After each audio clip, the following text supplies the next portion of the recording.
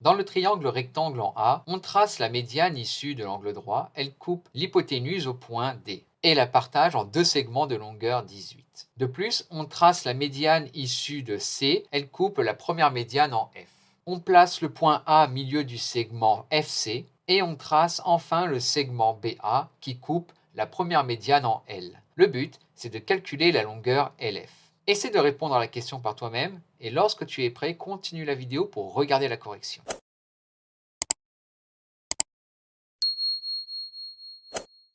Dans le triangle ABC, on va s'intéresser aux deux médianes qui se coupent au point F. Or, on sait que dans un triangle, les médianes sont séquentes au même point, le centre de gravité, et elles se coupent au 1 tiers, 2 tiers. Cela signifie que si FD est égal à K, on a que FA est égal à 2K.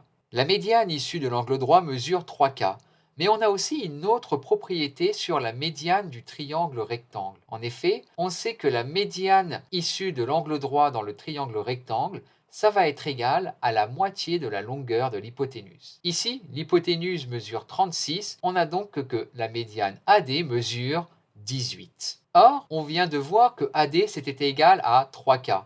On a donc 3K est égal à 18 et par conséquent K est égal à 6. On a donc FD est égal à 6. Maintenant, plaçons-nous dans le triangle BFC. Pour ça, on va tracer un segment supplémentaire, le segment BF.